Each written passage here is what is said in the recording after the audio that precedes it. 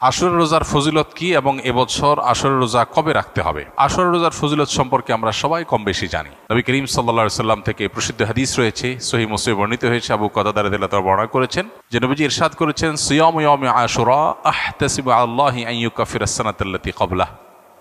আশুরার রোজার ব্যাপারে আল্লাহর প্রতি আমার ধারণা হলো যে এর মাধ্যমে এক বছর পূর্বের গুনাহ আল্লাহ তাআলা মাফ করে দিবেন।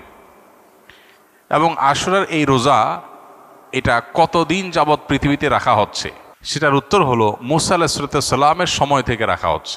তার মানে কয়েক হাজার বছর ধরে এই আশুরার রোজা পৃথিবীতে রাখা হয়। এমন একটা ইবাদত যেটার ধারাবাহিকতা হাজার হাজার বছর। তো এই আশুরার রোজা রাখার গুরুত্ব অপরিসীম। সাহাবায়ে কেরাম নিজেরা তো রাখতেন, নিজেদের বাচ্চাদেরকে পর্যন্ত এই রোজা রাখতে উদ্বুদ্ধ করতেন যারা রোজা রাখার মতো তাদেরকে, এবং সেই সাথে তাদেরকে খেলনা ইত্যাদি দিয়ে ভুলিয়ে রাখতেন। এটা ছিল নবী সাল্লাল্লাহু আলাইহি সাল্লামের সাহাবায়ে কেরামের সুন্নাহ। সেজন্য আশুরা রোজা আমরা রাখার চেষ্টা করব ইনশাআল্লাহ।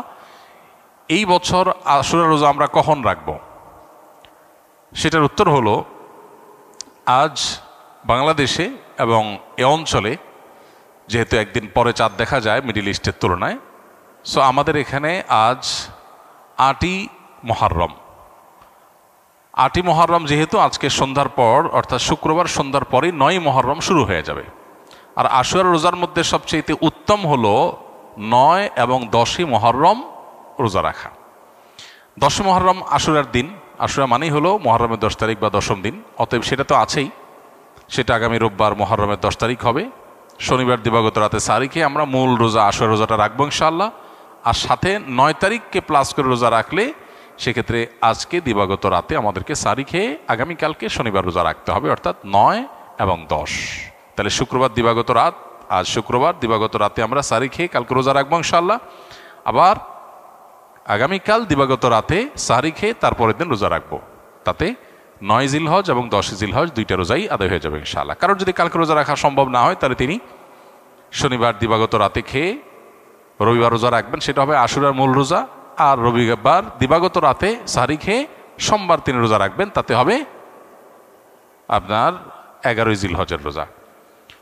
আর সোমবার তো সাপ্তাহিক নফল রোজা আছেই, সেক্ষেত্রে আমরা টানা ৩টা রাখতে পারি। শুক্রবার দিবাগত রাত, শনিবার দিবাগত রাত, এই দুইটা আশুরা। আর রবিবার দিবাগত রাত হলো কিসের? সোমবারের সাপ্তাহিক নফল রোজা। তাহলে টানা 3টা রোজা হয়ে গেল। আর যদি কেউ একের ভিতরে 2 চান, মানে শর্টকাটে, তাহলে সেক্ষেত্রে শনি আর রবি রাখলে রোববারেরটা ডাবল নিয়ত করতে পারেন। 11ই মুহররম হিসাবে রোজা, আবার সোমবারের রোজা, দুইটা সবই একসাথে পাওয়া যাবে। আর যদি কেউ 3টা রাখেন তাহলে তার সব বেশি, এটা বলার অপেক্ষা রাখে না। অতএব আশুরা রোজাগুলো আমরা রাখার চেষ্টা করবো ইনশাআল্লাহ। এদিন আল্লাহ রাব্বুল আলামিন মুসা আলাইহিস সালামকে বিজয় দিয়েছেন, সত্যের বিজয় দিয়েছেন। আর অসত্য বা ফেরাউন বাহ্যিকভাবে শক্তিশালী মনে হলেও দীর্ঘদিন অহমিকার সুযোগ আল্লাহ তাআলা ছাড় দিয়ে একটা পর্যায়ে তাকে চরম পরিণতি বরণ করতে বাধ্য করেছেন। সেই ঐতিহাসিক দিন আল্লাহ নবী মুসা আলাইহিস সালাম সেটার জন্য আল্লাহর কাছে শুকরিয়া আদায় করে তিনি রোজা রেখেছেন, এবং তার অনুসরণে আমরাও রোজা রাখি। এবং ইহুদিদের রোজার চাইতে আমাদের রোজা যেন ভিন্নতর হয় সেজন্য আমরা 2টা রোজা রাখি। এবং সেই 2টা রোজার ভিতরে সবচেয়ে উত্তম হয় 9-10, 9-10 না পারলে 10-11, এই 2টা ধাপের রোজা। আর যদি সেটার কোনোটাই সম্ভব না হয়, শুধু একটাই রাখতে পারে, তাহলে 10 তারিখের রোজাটাও রাখা যেতে পারে, যদি অনেক কোনো সেটাকে নিষেধ করেছেন। আশুরা উপলক্ষে কি কি আমল করব?